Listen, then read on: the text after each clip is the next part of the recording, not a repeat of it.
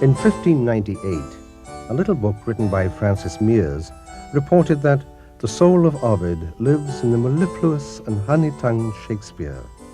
Witness his Venus and Adonis, his Lucrece, his sugared sonnets among his private friends, and so forth. But it was not until 1609 that a small publishing house brought out Shakespeare's Sonnets. It did not sell very well. A second edition wasn't printed until 31 years later. Enigmatic, lyrical, hauntingly beautiful, meaningless. Critics are fiercely divided as to their place in Shakespeare's work. Although Wordsworth said that they were the key with which Shakespeare unlocked his heart, and Carlyle said, the sonnets testify expressly in what deep waters he waded and swum struggling for his life. Many writers of this century are at a loss to explain them. Are they simply poetic exercises, or are they autobiography? It's all autobiographical, in my opinion. Other people argue with that, but I think this is his diary.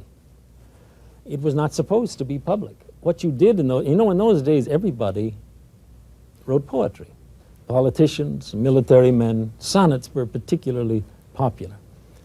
And you wrote down sonnets on how you felt about life and death and love and who knows what all, and then you might pass them around to your friends.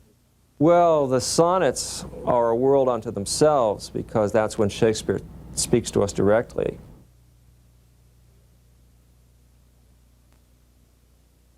And my first reading of the sonnets, they were opaque practically to me. It was very difficult to understand what are they about, who's being addressed, what are the issues.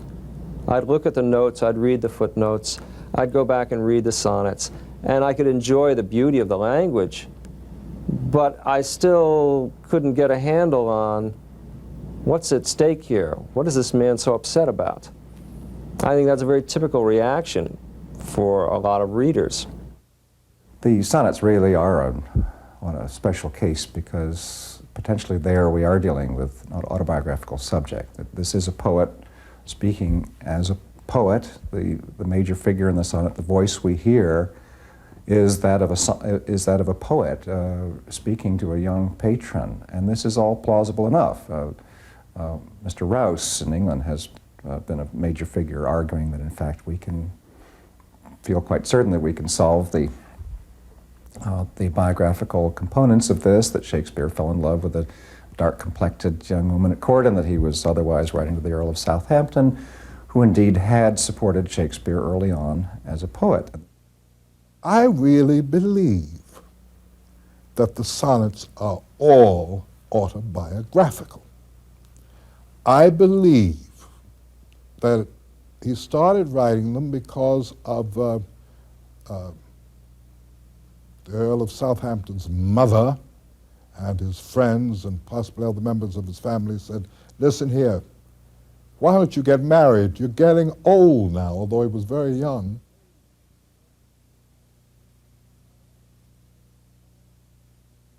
I believe that Shakespeare got to know him really rather well, and all were impressed by his beauty, even though we see these drawings of very famous Hilliard drawings, Elizabethan drawings. It's hard for me to see any beauty in him. But he was known to be very handsome. And after a while, I think Shakespeare really had a kind of affair with him. Whether it was consummated physically, I'm not so sure. But I don't think that's important. What is important is that the sonnets go a little bit further than just saying, hey, little boy, get married. There's a lot of jealousy in the story as described in the sonnets. Now, does this relate to something happens in Shakespeare's life? A.L. Rouse is certain that this is true. It seems to me that to look at it in literary terms, one has to be more skeptical about this because Shakespeare is himself such a wonderful dramatist and his other works, and because the whole tradition of writing even lyric poems allows for creating a kind of a fiction, that it would be perfectly plausible that we see Shakespeare borrowing from his own emotional experiences, his own situations in life and so on, and fictionalizing them to some significant degree. This is a sonnet about his poetry. And again, he's writing to the young man whom I assume to be the Earl of Southampton. Let's take a look at that Sonnet 76, where Edward de Vere tells us his name, that every word, almost every word doth tell my name. To me, this is quite a reach. They find Vere in every. Well, when you think about it, William Shakespeare wrote 37 plays, 154 sonnets, a couple of other major works. In the many thousands of words that exist in those works, you can find almost anybody's name. My name is in there, both my first name and my last name, and I guarantee I didn't write the plays. Why is my verse so barren of new pride, so far from variation or quick change? Why, with the time, do I not glance aside to newfound methods and to compounds strange? Why write I still all one, ever the same, and keep invention in a noted weed, that every word doth almost tell my name, showing their birth and where they did proceed? Oh no, sweet love, I always write of you, and you and love are still my argument. So all my best is dressing old worlds new, spending again what is already spent. For as the sun is daily new and old, so is my love still telling what is told. Now superficially, it's a poem saying, I write in the style I write in, and I keep returning to the same theme, my great love for you and our life situation. But there's some very interesting phrases in here that relate to the author's identity. The first and most obvious is that every word doth almost tell my name. Now, Stratfordians will say, well, you see, the style of this poetry reveals the author, which is a rather vague and unpersuasive examination of the line, to my mind. The funny thing is that Oxford, his name was Edward de Vere, Vere meaning truth. And there are poems by Edward de Vere in his youth, when he still signed his own name to his work, in which he puns quite a bit on Vere meaning truth. He was very interested in the fact that his own name had all these different connotations. Every word is an anagram, if you wish to look at it that way, for Edward ye Vere.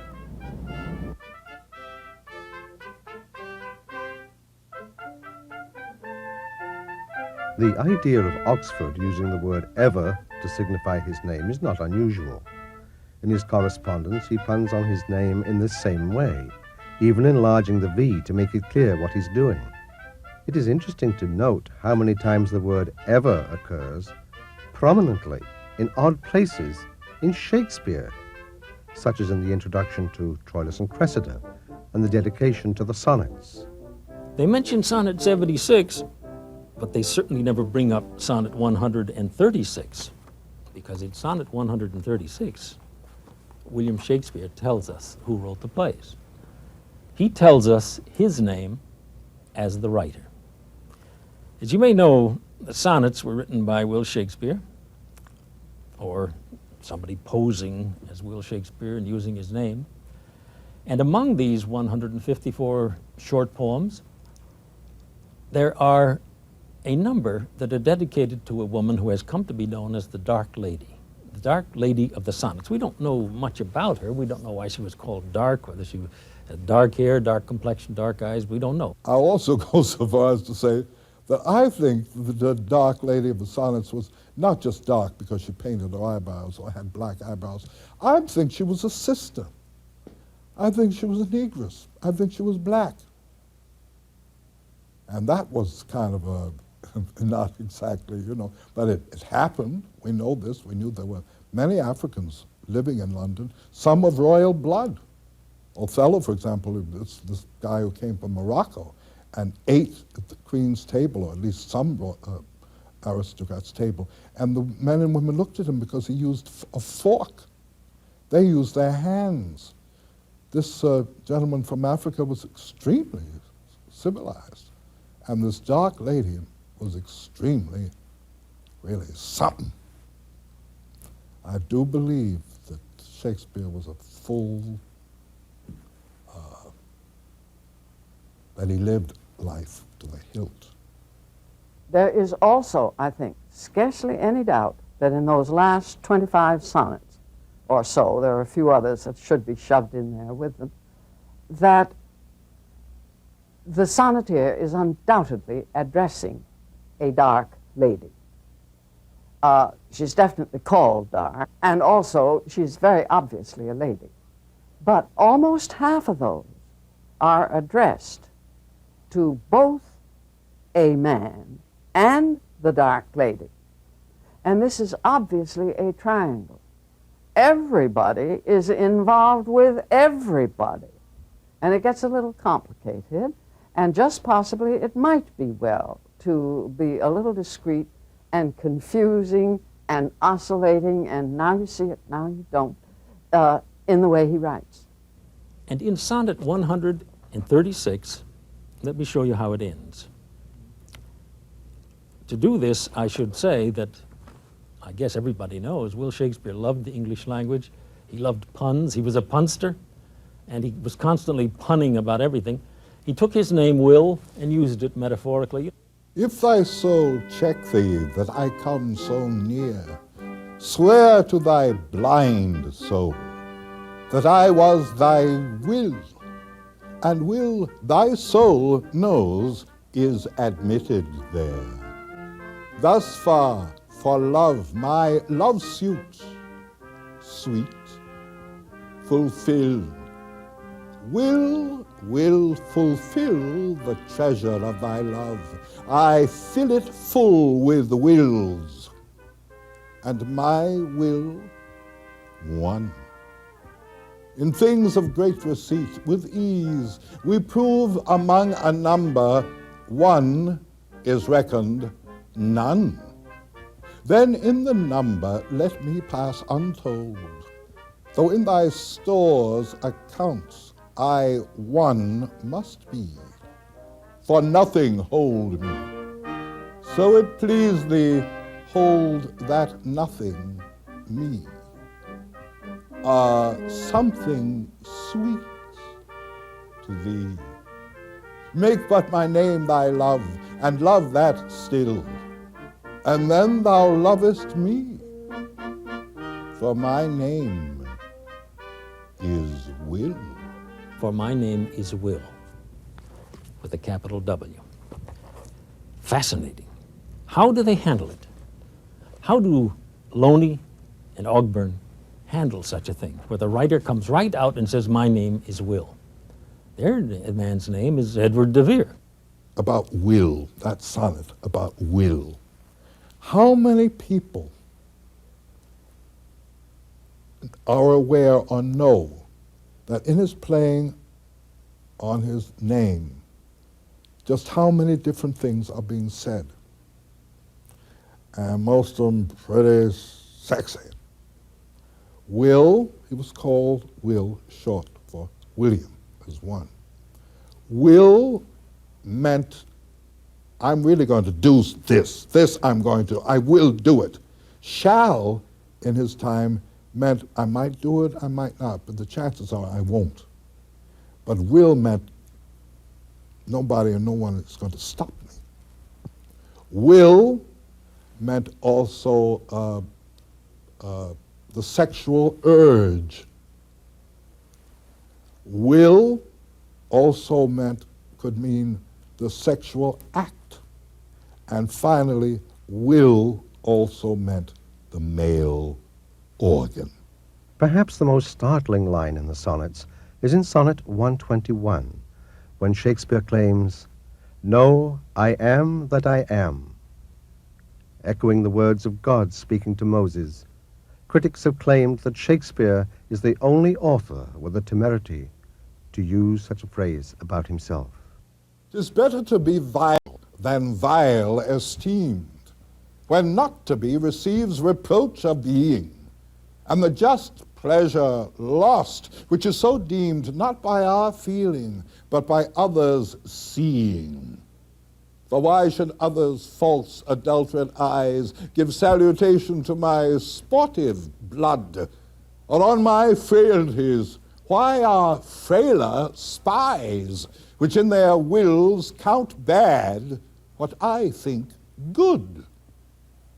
No, I am that I am. And they that level at my abuses reckon up their own. I may be straight, though they themselves be bevel. By their rank thoughts, my deeds must not be shown, unless this general evil they maintain. All men are bad, and in their badness reign. And yet, in one of Oxford's letters to his guardian, William Cecil, he's angry about a current state of affairs and writes, I mean not to be your ward nor your child. I serve Her Majesty, and I am that I am. Now, I don't know if he confused himself with the Lord Almighty, but the phrase appears in a written letter signed Edward, Earl of Oxford, and it also appears in Shakespeare sonnet. And it doesn't appear anywhere else except in the Bible. And now when I read the sonnets, I find them the most lucid, clear, easy to understand poetry I've ever read. And very funny again, and very heartbreaking. You could go on, I mean, you could write books and books about what's going on in the sonnets. Perhaps for now, what we should just concentrate on is the desperate need of this man to be known by posterity, that he did not enjoy being anonymous. This was a situation he had to accept for political reasons, but was not something that he was happy about. And he laments the fact that he's going to be anonymous again and again, particularly in the sonnets.